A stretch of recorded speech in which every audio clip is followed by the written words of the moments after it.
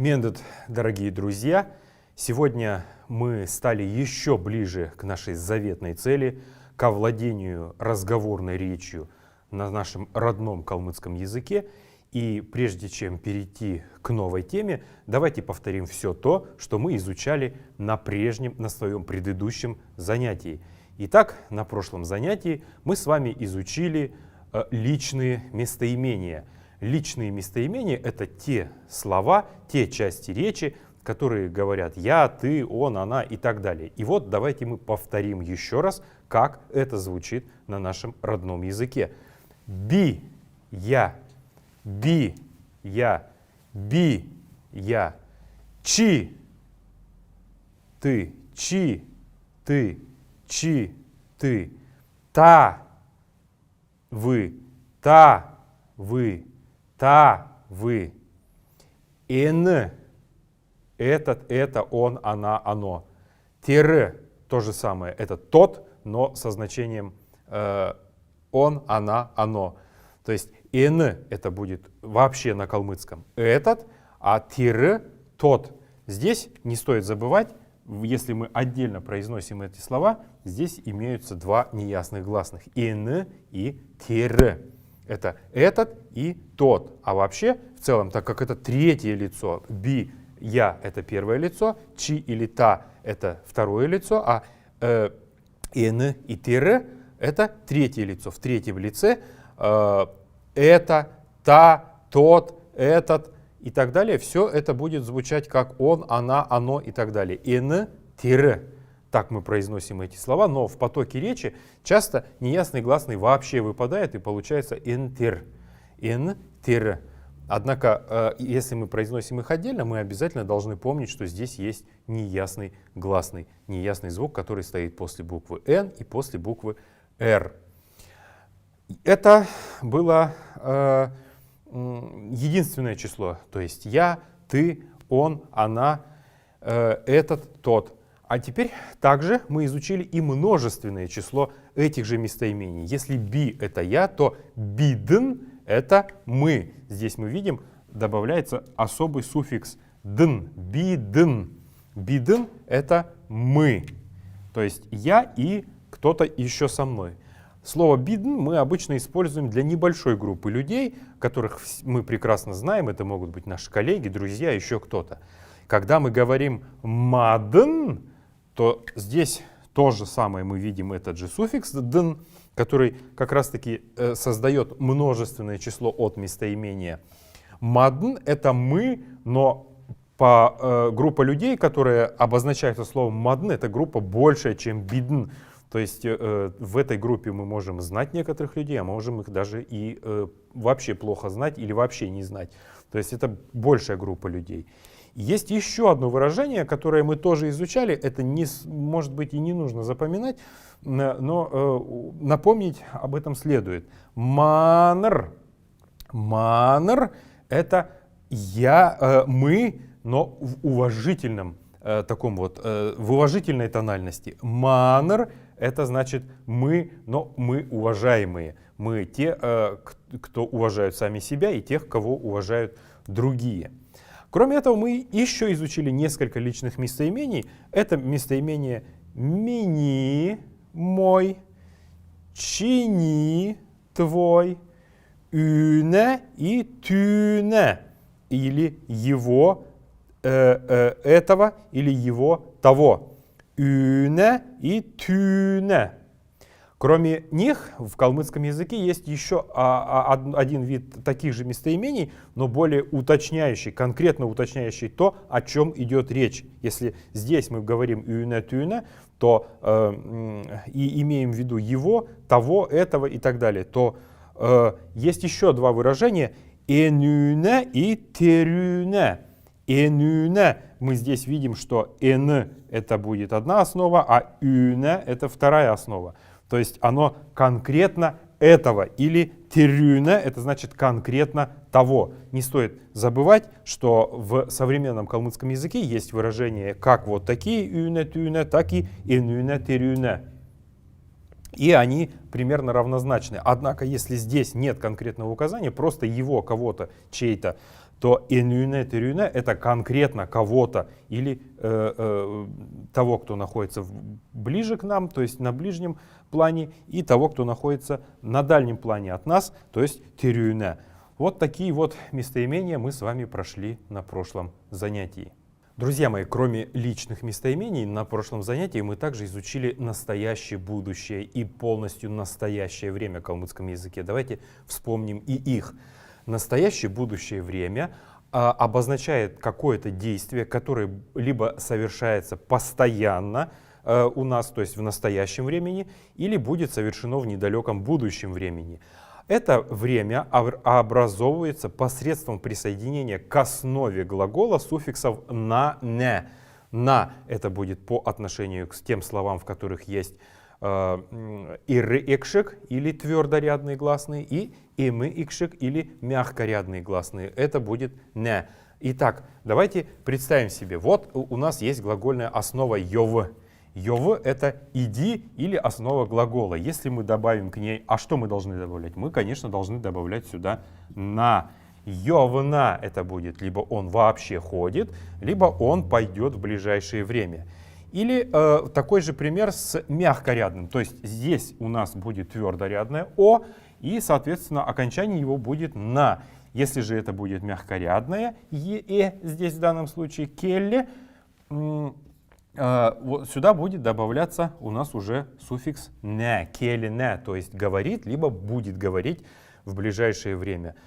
То же самое происходит, если мы будем создавать из глагольных основ полностью будущее время. Вообще оно, конечно, не является исторически существовавшим в калмыцком языке, однако под влиянием русского языка оно появилось, широко используется в современном калмыцком языке. Оно образуется посредством присоединения к основе глагола вот такого вот окончания «х». «Йовх» — это будет, значит, он пойдет или он будет идти, и «кевит-х» — он ляжет или он будет лежать. Итак, вот эти вот глагольные формы сочетаются с местоимениями, и тогда у глагола появляется лицо, то есть тот, кто делает это. Если мы скажем «би-гарна», то здесь мы будем обязательно добавлять букву «в», которая исторически обозначала то же самое слово «би». «Би-гарна», «би» или в современном калмыцком языке это будет «би-гарнав».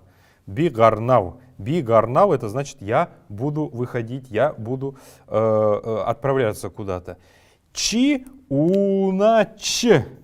То есть в старину, в Тодобичи, когда мы только в калмыцком языке только появлялись вот эти вот показатели лица у глагола, они звучали точно так же «чи-у-на-чи». Но в современном калмыцком языке, чтобы не говорить такие громоздкие фразы и дважды не повторять одно и то же местоимение, мы сегодня говорим «би-гарнав чи-у-нач». В третьем лице относительно кого-то, о ком идет речь между двумя собеседниками, мы никаких окончаний не ставим. «Н бичне тир авна». То есть никаких окончаний здесь уже нет. Это мы изучали на прошлом занятии, и об этом мы должны помнить и знать, ведь эти конструкции нам очень пригодятся при том, когда мы будем строить уже большие, хорошие предложения. Форма будущего времени в современном калмыцком языке, как я уже говорил, образовывается посредством присоединения к основе глагола суффикса «х».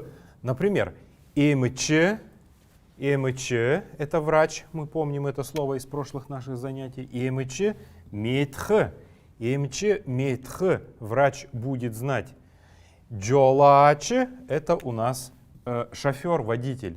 «Джолач» — «йовх», водитель отправится или водитель в ближайшее время какое-то куда-то поедет. Джолачи, йоухот, отправится, пойдет, поедет. Ну, в данном случае, так как это джолачи, а джолачи в современном калмыцком языке это шофер, то, соответственно, или водитель, поэтому йоуху будет значить, что он отправится на машине своей куда-то в ближайшее время. В сочетаниях с местоимениями эти формы будут приобретать те же самые окончания, которые мы уже с вами вспоминали при образовании настоящего будущего времени. Би это я, ухв, я буду пить. Чи ухч, то есть ты будешь пить. ин-ух. Здесь окончание будет нулевое, его нет просто. Ин или тире, то есть он, она, оно или они, этот, тот будут пить. Ух, просто без всяких окончаний. Во множественном числе будет то же самое, что и было в формах настоящего будущего времени. Бидн. Мы можем взять и мадн сюда, и манер. Ух, видн. Обязательно сюда добавляется вот эта вот такая вот приставочка, показывающая, что это будет делать ух, это пить. То есть это будет делать какая-то большая группа людей. Тадн, основа его будет та, поэтому тадн ухт. Вы уже во множественном числе, то есть к нескольким людям обращаясь, мы будем говорить тадн ухт, вы будете пить. И эдн или тедн, эти или те, они, ух. Здесь тоже никаких окончаний не будет. Таким образом, мы понимаем с вами, что в первом и втором лице местоимения мы обязательно должны вставлять показатели к глаголам, показатели лица би ухов, чи ухыч. А вот в третьем лице эны или тире, эдны или тедн никаких окончаний нет. То есть это большая группа людей, которым не нужно или даже не важно показатель лица, ведь это большая группа людей, либо это те люди, о которых идет речь между двумя собеседниками, но которые, возможно, не присутствуют при разговоре, либо в этой речевой ситуации, которая происходит, они не участвуют. Эны или тире уха, тут никакого лица не нужно, эдн, тедн уха, у них тоже лица не нужно. В первом и втором лице, я еще раз повторюсь, показатель лица обязателен. Не би уха, а би ухов, чи ухач, бидн уху видн, тадн ухат. Вот так образовывается у нас форма современного будущего времени в калмыцком языке. Она используется достаточно часто, поэтому эту конструкцию нужно знать.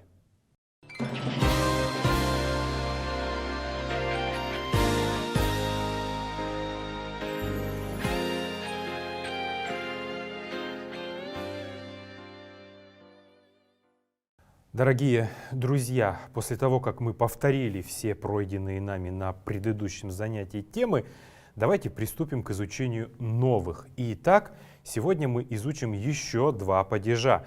Этот падеж, о котором я сейчас буду говорить, называется направительным в калмыцком языке. И он показывает направление, по отношению к которому совершается действие, определенное действие. Этот падеж образуется посредством присоединения к основе, к слову таких вот суффиксов, как ур и юр. Вот они представлены здесь. Ур и юр. Как мы помним с вами из правила сингармонизма, или правила, по которому мужские согласные должны иметь окончания, связанные с мужскими согласными. То есть здесь, если, например, мы скажем «ав» — это дедушка, буква «а», «о» и «у», как вы помните, это мужские гласные. Поэтому «авур» будет «од», «авур од», «авур од». Иди по направлению к дедушке, отправляйся по направлению к дедушке. Мы видим, что здесь А, О, У, здесь в данном случае у нас буква А, соответственно, падежное окончание его будет УР. Авурод. И отправляйся по направлению к дедушке. Если же буква в слове это мягкая, например, слово гер — это дом, то по направлению к дому герюр ор. Здесь я забыл добавить, что здесь есть неясные гласные, ведь вы помните, что это повелительные наклонения, которые используются по отношению к своим ровесникам, близким по возрасту с нами людям. А авурод — отправляйся к дедушке. Герюр ор — заходи в дом. Здесь, то есть, если эта буква мягкая, а как мы знаем, ю это мягкие у нас, поэтому герюр здесь уже будет не ур, а юр. Не герур нельзя сказать, герюр ор, а авур од. Если же слово оканчивается на гласную букву, как в данном случае, например, слово гаха, уже известное хорошо нам, это свинья, оно оканчивается на гласную, то при присоединении вот этого падежного окончания ур, например, мы должны добавить гахаур, мы же не скажем, поэтому здесь добавляется или в слове появляется вот этот вот наш уже известный хорошо интервокальный согласный, то есть согласный, который стоит между двумя гласными и разделяет их, показывая каждому из нас, что это падежное окончание. Гахагур йовтн. Гахагур. То есть по направлению к свинье отправляйтесь. Если я буду, например, говорить, я хочу поехать в Элисту, и мне нужно поехать в Элисту, то я буду говорить Элистюр йовх керкте, например. То есть мне нужно поехать в Элисту, а не Элистд, как многие сейчас говорят, под влиянием, может быть, русского языка, может быть, под тем, что у нас в современном калмыцком языке, опять-таки под влиянием русского языка, несколько преломляется уже система традиционного вот этого вот строения предложений. Так вот, гахагур йоутн, это значит отправляйтесь по направлению к свинье, где гаха, конечная у нас, ведь это гласная, поэтому здесь будет добавляться вот этот вот интервокальный согласный г. И уже после него будет добавляться вот это вот падежное окончание ур. Гахагур йоутн. Отправляйтесь. Здесь идите. Вот это вот тн, как мы помним, это идите, отправляйтесь. Гахагур йоутн. Это значит отправляйтесь по направлению к свинье. Итак, давайте еще раз повторим. Авур од. Иди, отправляйся к дедушке. Герюр ор. Заходи по направлению к дому, то есть в дом, может быть, заходи.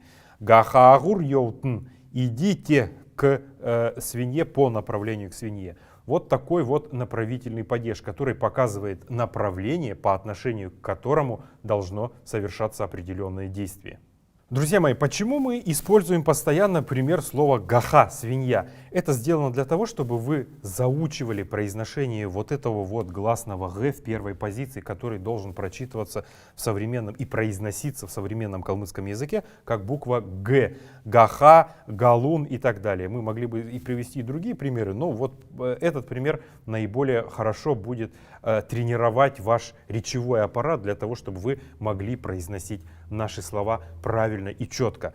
Если же слово оканчивается на букву «н»,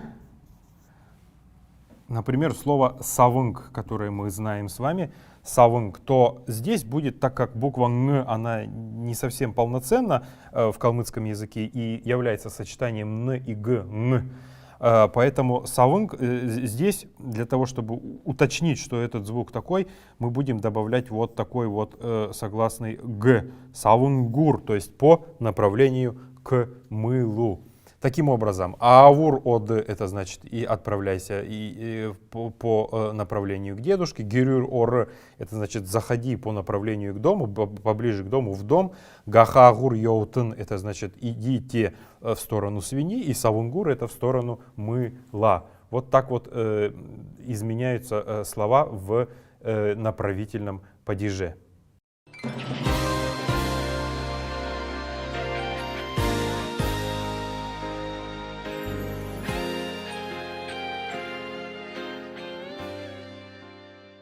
Уважаемые друзья, зная о том, как образовывается в калмыцком языке направительный падеж, сейчас мы изучим еще один падеж. Как я уже обещал, мы на этом занятии изучим два падежа. Второй падеж, который мы сегодня рассмотрим, это исходный падеж. То есть тот падеж, который показывает какое-то действие, которое исходит от кого-то или от чего-то.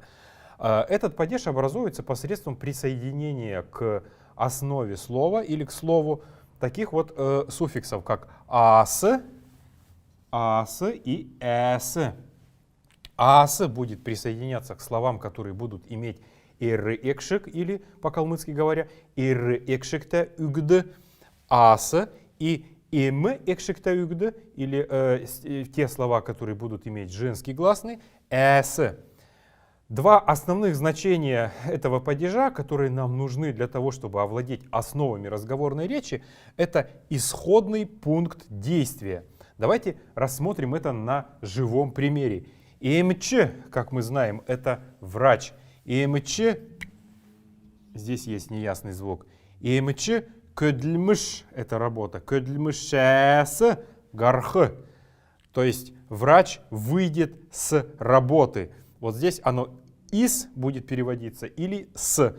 Эмчи көдлмешэсы гархы. Врач выйдет с работы. Көдлмеш — это работа, эмчи — это врач, гархы, как мы знаем, это уже глагол будет в будущем времени. Эмчи көдлмешэсы гархы. Врач выйдет с работы. Выйдет, он еще пока не вышел. Или вот такое вот повелительное наклонение. Например, остановив машину, тот, кто работает в ГИБДД, может сказать «Джолачы машинасы гары». Водитель, выйди из машины. «Джолачы машинасы гары». То есть водитель, выйди из машины. Второе значение, которое нам пригодится на нашем уровне знания калмыцкого языка, это лицо, от которого что-то получают. Например, авасы ödümük алтын. Возьмите хлеб у дедушки или от дедушки. Ну вот дословно, если переводить эту фразу, то это будет от дедушки, а в русском языке мы скажем у дедушки. Авасы ödümük алтын. Авасы ödümük алтын. Возьмите хлеб от дедушки или у дедушки. Или вот такой пример. Бакшасы уха ав. Бакши — это учитель, бакшасы — это от учителя, ухан, как мы знаем, это разум. Здесь в данном случае мы этот падеж не знаем, но пока еще не знаем, но здесь в слове ухан будет выпадать буква Н. Уха ав. Бакшасы уха ав. То есть получи разум, разумение, знание от учителя. Если же слово оканчивается на гласную, уже известное нам слово гаха, к примеру, то между вот этой гласной и тем вот окончанием, которое будет прибавляться окончанием исходного падежа, тоже появится интервокальный согласный г. Гахагасы гартн. Ну, на самом деле, конечно, выйти из свиньи это невозможно, это просто пример. Ну, в сказках что только не бывает, поэтому вполне возможно вы можете увидеть где-то в калмыцкой сказке такое вот слово гахагасы гартн или откуда-нибудь еще из тех слов, которые оканчиваются на гласную. Гахагасы гартн. Выйдите из свиньи. Здесь будет обязательно вот этот вот интервокальный согласный г стоять.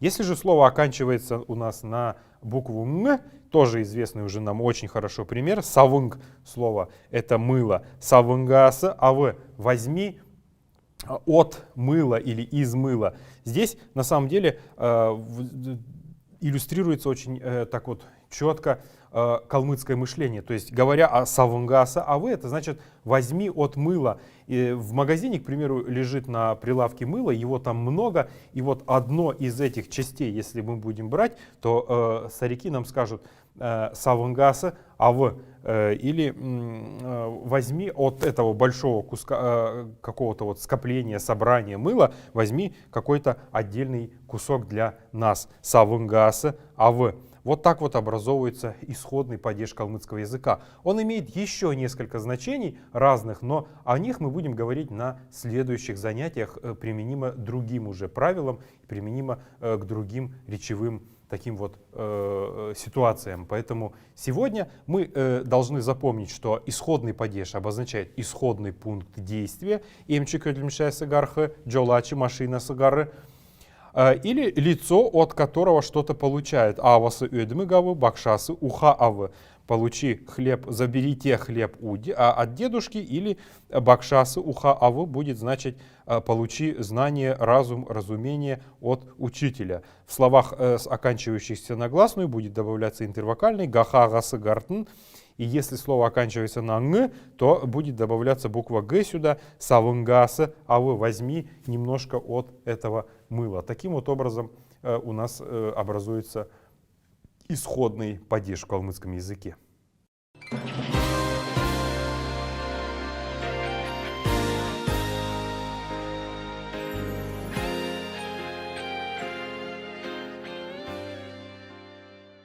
На этом занятии, уважаемые друзья, мы также изучим еще одну новую форму глагола или времени глагола. Это настоящее продолженное время, то время, которое в английском языке мы знаем как present progressive, то есть действие, которое совершается конкретно в данный момент речи.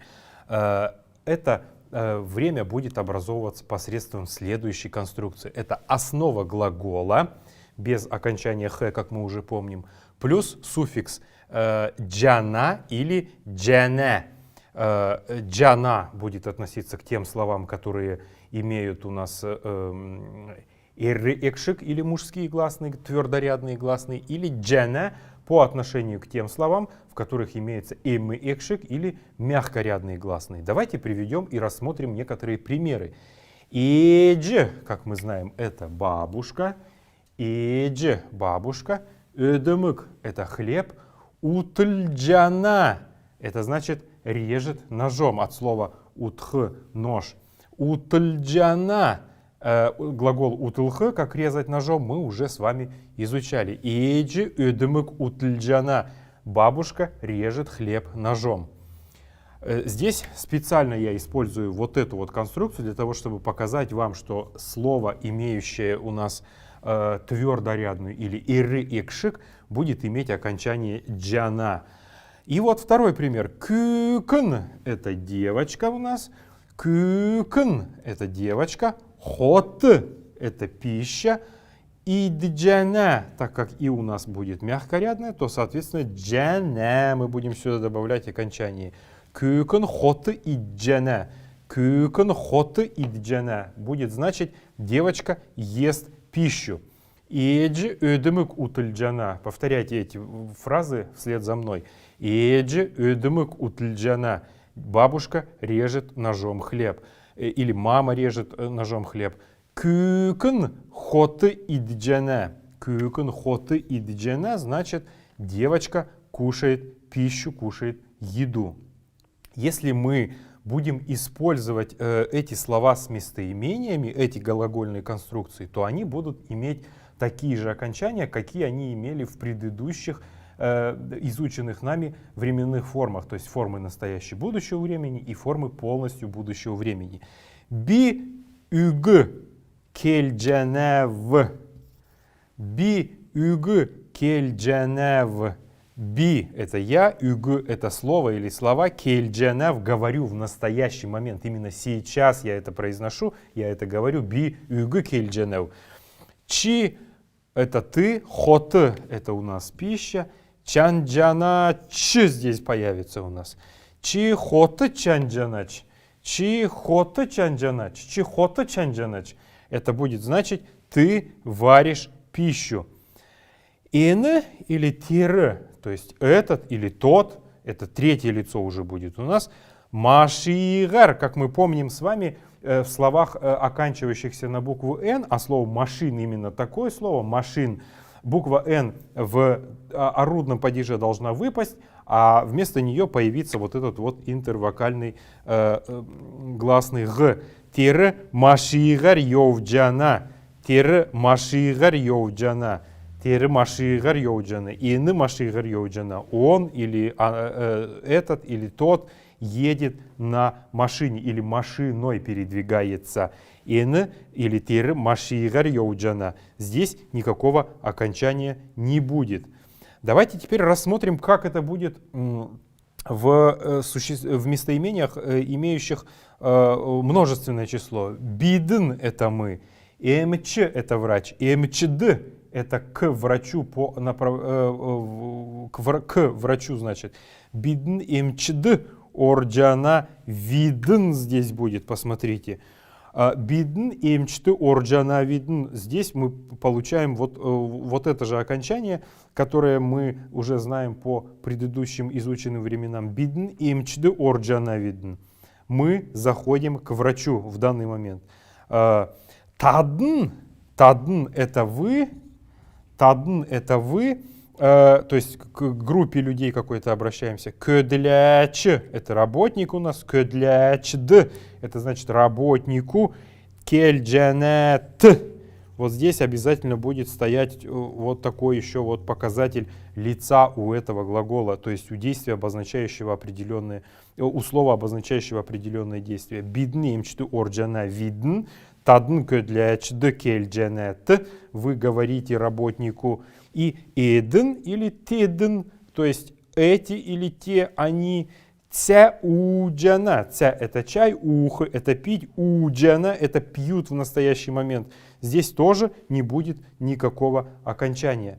Таким образом, в первом и втором лице калмыцкого языка мы будем использовать особые окончания, которые будут подчеркивать, что есть речь или действие происходит от первого или второго лица. Би угу кельджана в, чи хоты чанджана ч, энетиры машигар йоуджана, здесь третье лицо, то есть речь идет о человеке, не присутствующем или не имеющемся в виду в момент речи, поэтому здесь мы никакого окончания не будем добавлять.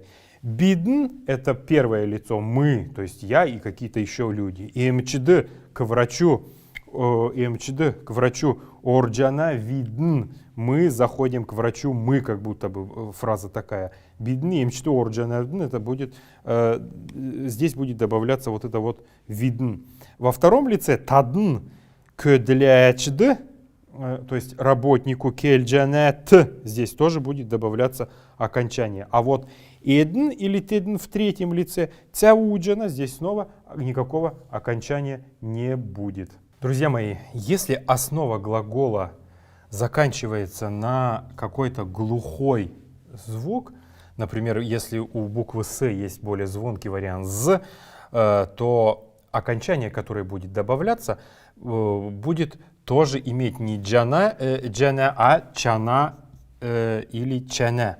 Вот давайте приведем такие примеры. Ав — это у нас отец или дедушка. Ав босчана. В настоящий момент отец или дедушка встает, значит. Или вот такой пример. Бидн мчс. То есть от врача, вот этот вот суффикс мы изучили, вот это вот окончание мы изучили на этом уроке. Бидн мчс. Мы от врача. Гарчана. Вот здесь видите снова буква Ч. Видн. Бидн мчс. Гарчана видн. Мы выходим от врача. Би диктор. Би это я, диктор это книга. Умшчанау. Здесь тоже будет буква Ч. Таким образом, при определенных словах, оканчивающихся на глухие какие-то звуки, так как просто даже неприятно и сложно выговорить авы босджана, бидным час гарджана видн, бидиктор умшджанау, хотя так можно тоже сказать. Вот, используется вот другой вот суффикс, измененный, где буква Дж переходит уже у нас в современную букву Ч. Аву босчана, дедушка или отец, встает в настоящий момент. Бидн мчс гарчана видн. Мы именно сейчас, в настоящий момент, например, говоря по мобильному телефону, что мы сейчас выходим от врача, мы скажем бидн мчс гарчана видн.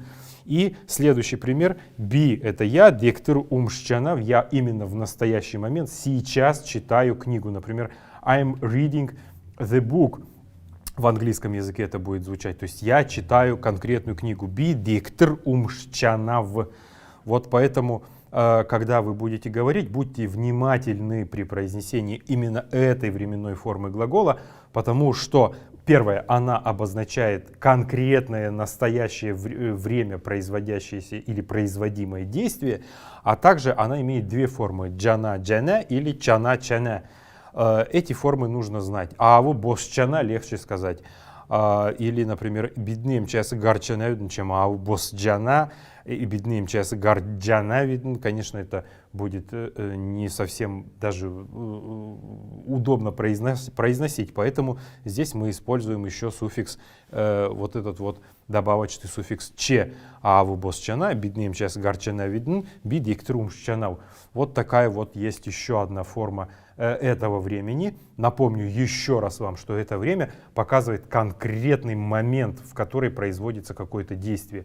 В настоящий момент дедушка встает, в настоящий, именно сейчас, когда мы это говорим, мы выходим от врача, или именно в настоящий момент, например, вам позвонил друг и спрашивает, что делаешь, а вы можете ему сказать по-калмыцки: би диктор умшчанав, я сейчас читаю книгу, не отрывай меня, я занят прочтением книги. Это просто был такой вот хороший пример для того, чтобы вы могли запомнить, как образовывается эта временная форма.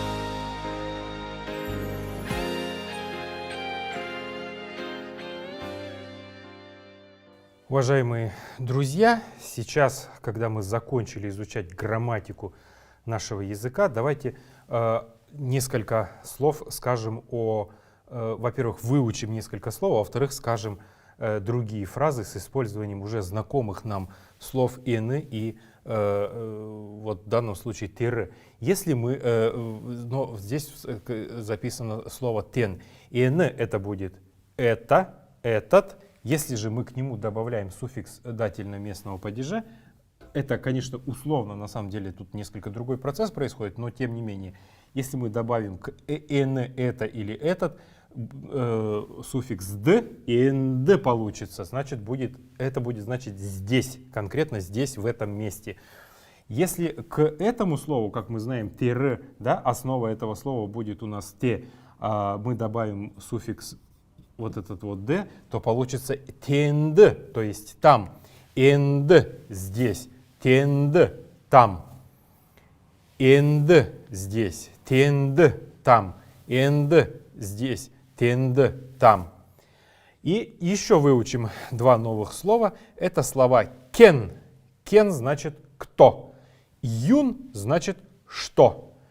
В старину, в Тудо-Бичик, это слово писалось вот таким вот сложным образом. «Йоун». Поэтому иногда в разных падежах у слова «юн» или «что» будет возникать буква «у», как, например, здесь. Потому что в старину здесь была вот такая вот сложная конструкция.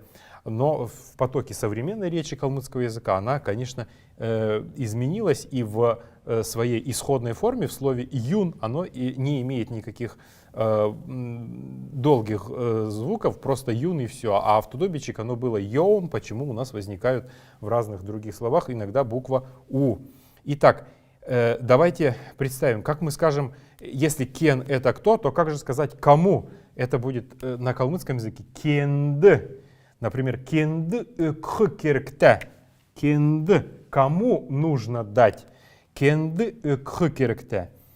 Еще нужно заметить, что в калмыцком языке, согласно древнему нашему мировоззрению, только человек может быть кен.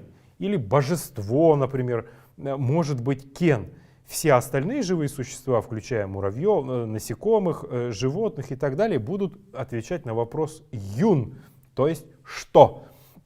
Итак, «кенд» — это будет «кому», «кенд экхекеркте» — это «кому дать», например, «авд», «кенд экхекеркте», «авд экхекеркте» — «кому нужно дать», отцу или дедушке нужно дать. «Юнд», например, «экхекеркте», кому нужно, чему нужно дать?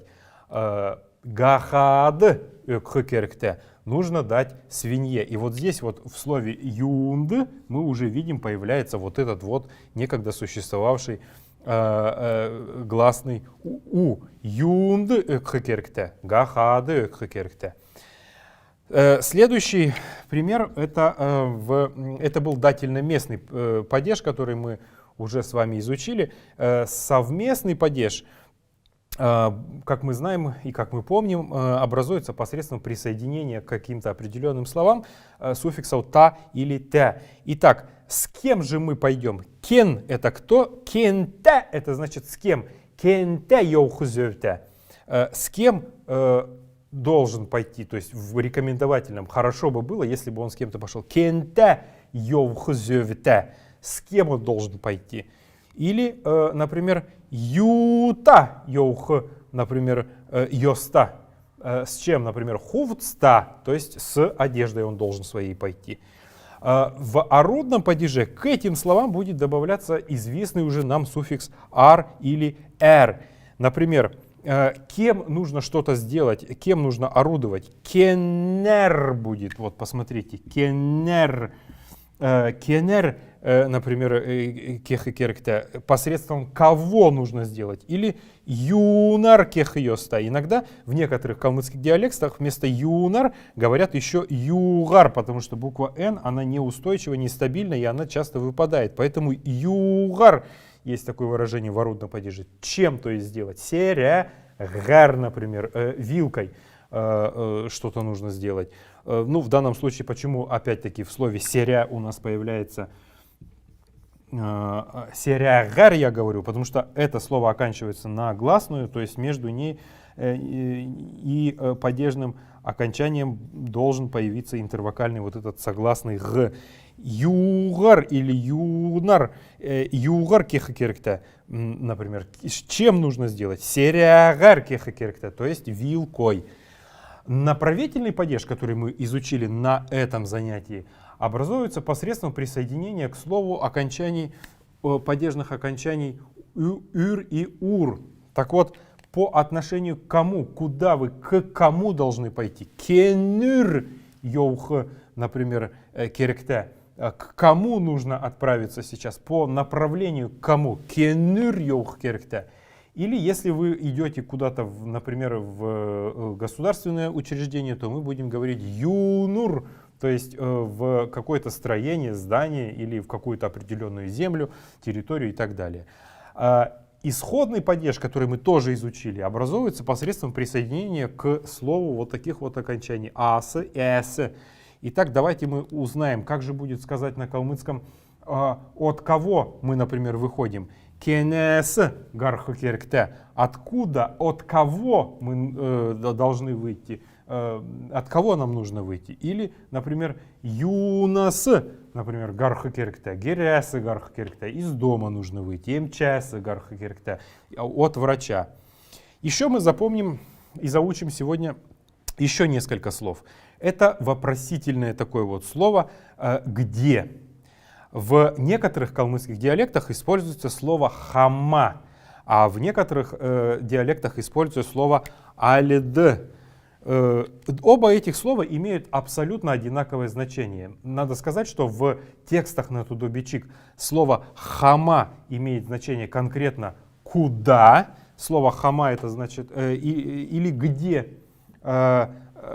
Где, наверное, будет правильнее сказать, хама это где, а вот слово альды образовано от такого вот универсального слова але. Але может использоваться в разных значениях. Это и кто, и что. Например, али кюн это какой человек, кто, что за человек. Или, например, али эмч, какой врач.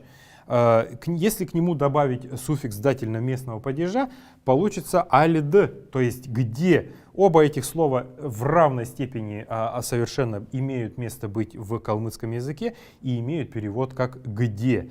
А также по отношению к каким-то предметам, которые мы не знаем, они нам не знакомы, мы, калмыки, говорим слово юмн, то есть что-то, нечто, кое-что. Например, юн, юмн, что за штучка, что за предмет, что такое юн, юмн. Это будет значить, что за такой вот, давайте мы вот так вот даже это все объединим. Юн, юмн, это что за такое, что за явление, что за предмет. Юмн обычно относится к неодушевленным, но иногда в речевых ситуациях может относиться и к некоторым одушевленным, но не рассматриваемым в традиционном калмыцком мировоззрении как одушевленные предметы. Например, гаха будет отвечать на вопрос, как я уже говорил, юн, и относиться к каким-то явлениям, которые будут обозначаться юмн, то есть нечто, что-то. Вот такие вот есть интересные слова. Я очень прошу вас запомнить еще раз для себя в каждом из изученных нами падежей просклонять вот эти слова кен и юн. Энд будет значить здесь, кенд будет означать там, кен это будет кто, юн это будет что, кенд это будет кому, юнд чему, кенте с кем, юта с чем, кенер кем что-то сделать. И юнар или югар это будет значить чем сделать какое-то действие или вообще что-то сделать. Кенюр это значит к кому, юнур это значит к чему, кенес от кого, юнас от чего, хама или альды это где. И юман это значит нечто, кое-что, что-то непонятное пока еще. Пока собеседник наш не разъяснит эту ситуацию и не объяснит, о чем идет речь. Например, юн юмн это значит, что это за вообще, что за штучка, что за предмет, что за явление. Юньюмун. Часто вот калмыки, когда там какой-то звук услышат за пределами своего дома, старики могут сказать юньюмун, то есть что там такое, что происходит. Вот такие вот слова. Мы, кроме этого, еще изучим несколько слов. Но я еще раз повторюсь, дорогие друзья, для того, чтобы запомнить все, что мы проходим на наших занятиях, вы должны обязательно, непременно знать все вот эти вот формы, потому что иначе прогресса у нас с вами не будет. А сейчас мы изучим еще несколько слов для того, чтобы наш словарный запас расширялся, и мы становились все более грамотными и грамотными в изучении родного языка и могли говорить и изъясняться на своем родном языке. Первое слово это кюн, человек. Кюн, человек. Кюн, человек. Основа его для того, чтобы соединять с разными падежами, будет кü, долго. Кюнд, например, человеку. Кюгер будет человеком. Кюнес от человека и так далее. Следующее слово это слово чинр. Чинр. Чинр. Чинр это свойство или качество какое-то. Еще одно слово это газа. Газа. Газа. Газа это значит снаружи, на улице, где-то там, где, то есть иное пространство, не пространство нашего дома, нашего двора и так далее. Например, газаадын кюн, вот эти падежи мы еще не изучали, но и вот эти вот суффиксы мы еще не изучали, но запомнить это надо. Газа это снаружи, на улице, иной какой-то, а газаадын кюн это значит иностранец, то есть человек, пришедший откуда-то из другого места, из другого государства, из другого какого-то, из другой какой-то территории. Если газа это снаружи где-то, то есть за пределами, за границей и так далее, то дота это внутри, дота это внутри, дота это внутри, значит, то есть внутренний. Дотаадын кюн это значит будет наш местный человек, гражданин, тот, кто с нами вот внутри нашего сообщества находится. Еще одно слово, которое мы должны будем изучить на этом уроке, это слово көсін. Көсін. Көсін. Это пена. Тенгр. Тенгр. Тенгр. Это небо. Газр. Газр. Газр. Как мы помним, буква Г в первой позиции произносится как Г. Газр – это земля, небо и земля. Итак, несколько цветов еще изучим и несколько обозначений. Хар, хар, не хар, а именно хар – это черный, чистый, прозрачный. Например, местность у нас есть Харбулук, неподалеку от Элисты, где растет одинокий тополь. Так вот, Харбулук – это не черный родник, а булук – это родник. Давайте, кстати, запишем это слово. Булык, булык, булык – это родник. Харбулук, или сейчас мы говорим на русском языке харбулук, это не черный родник, а чистый родник. Если мы в солнечный день увидим вот эту вот чистую воду, причем глубокую воду, то она нам покажется черной, она такая чистая. Поэтому здесь еще одна система такая, мировоззрение наших предков подчеркивает, что харбулык это не черный родник, а чистый родник. Родник, в котором вода настолько чиста, что в солнечный день она кажется черной. Север, север, север это значит чистый, об одежде, о человеке, о теле, там, о мыслях, о душе и так далее. Север это чистый. Орс, многие говорят сейчас орсе, но это неправильно. Правильно будет орс. Неясный гласный стоит между буквой Р и буквой С. Орс это русский. Или человек, или русский язык. Орскельн это русский язык. Орскюн это будет русский человек. И так далее.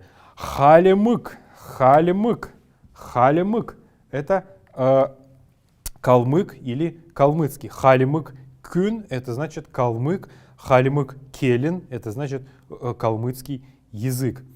Почему мы говорим именно, когда подчеркиваем, что национальность человека, мы обязательно добавляем слово кюн, орус кюн, хальмык кюн. Дело в том, что для кочевого мышления, так как мы были кочевниками на протяжении длительного периода, важным является не национальность или какая-то этническая принадлежность, а важным является понятие самого человека, что он прежде всего человек, а потом уже он орус или хальмык. Однако вот это вот обозначение орус, хальмык, там, англи и так далее мы будем ставить в начале, то есть подчеркивая, что этот человек принадлежит к такому народу, к такой вот группе, к такому племени и так далее. Но он будет являться человеком. Поэтому, когда вы говорите русский, калмык или какую-то другую национальность называете, не забывайте всегда ставить после обозначения этой национальности слово «кюн», то есть «человек». Главное для любого кочевника — это «человек». И 3 глагола, которые нам будут нужны и для следующего занятия, и вообще в последующем, давайте изучим и их. Берх. Берх. Берх — это держать, удерживать. Как держать, как, например, би. Маркер. Бердженев. Я держу в настоящий момент маркер. Или, если у меня его не будет, сейчас я скажу би маркер бернев или берхв. И возьму этот маркер в руки. Берх — это держать. Кроме того, держать — это еще и гахаберх, то есть держать или содержать свиней. И галуберх — держать гусей и так далее. Хайх. Хайх. Хайх — это бросать. Бросать что-то вот физически. Я, например, возьму сейчас этот маркер и брошу его. И получится, что оброню его. То есть вот что-то хайх — это бросать, конкретно бросать. Когда люди говорят там бросить курить и так далее, и используют слово хайх, это не совсем правильно, согласно нашему мышлению. Хайх — это бросить вот физически что-то, бросить какой-то физический предмет или что-то еще бросить. Вот это будет хайх. А при обозначении там бросить пить водку или бросить курить будет не хайх. Вообще в языках, например, монгольском, айратов Синьцзяна, айратов Алашана, Западной Монголии, это будет гарх слово, то есть выйти из состояния, когда необходима какая-то вот такая вот потребность выпивки в табаке и так далее. И вот еще одно слово тевх. Тевх. Тевх — это поставить что-то на что-то. Например, вот аг тевх — поставить чашку на стол. Аг тевх керекте. Аг тевджанев. Аг тевхв. Тевх — это значит поставить что-то тоже физическое, конкретное такое вот и явное. Обязательно вот используется глагол тевх. В некоторых случаях иногда вот когда говорят хайх, то мы можем еще сказать, например, кю хайх, то есть человека бросить. Вот это можно будет сделать. А, например, кю тевх будет значит поставить куда-то человека, определить его в какое-то определенное место. Вот такие слова мы изучили на сегодняшнем уроке. Дорогие друзья, изучайте, повторяйте каждую тему из нами пройденных, и тогда запоминайте все слова, которые мы изучили, и тогда прогресс в изучении нашего родного языка будет налицо. Приближайтесь к тому, чтобы уметь изъясняться, объясняться и говорить, и слышать нашу родную речь. Сен бетен.